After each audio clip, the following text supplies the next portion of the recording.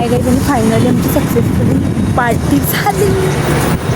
तर नमस्कार मंडळी, 100 प्लॅन रद्द करून शेवटी ठरलं आज पार्टी तर फायनली करायची. दुकानात जाऊन बाजार घेतला आणि पार्टीची धमाल सुरू झाली. पण ही पार्टी शेतात नव्हती, कारण पाऊस पडतोय. मग काय थेट यांच्याच मामाच्या घरी पार्टी ठरवली. लोकेशन एकदम शेतातली वाईबच देत होतं.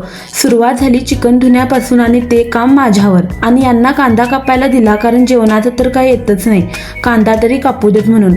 आणि इथं आमचं बिर्याणीचं काम चालू झालं. आणि याला अंडी फोडायला दिलो, ते पण जमलं नाही. आणि एका साईडला भाजी होत होती आणि आम्ही ठेवली चुलीवर आमची बिर्याणी. पण काय सांगू, त्याच्यात टाकायला मसालाच नव्हता, कारण लाईट नव्हती. मग काय पूर्वीचा मिक्सर जागा केला. मला तर वाटत होतं याने आम्हाला न सांगता हॉटेल मॅनेजमेंट केलाय की काय. एकदम प्रोफेशनल काम करत होता. मग काय सगळं रेडी झालं. टेस्टिंगची सुरुवात झाली. कुठून सुरुवात करायचं हेच कळत नव्हतं. पहिला घास घातला, टेस्ट एक नंबर होती. सगळ्यांची एकच रिॲक्शन, एक नंबर.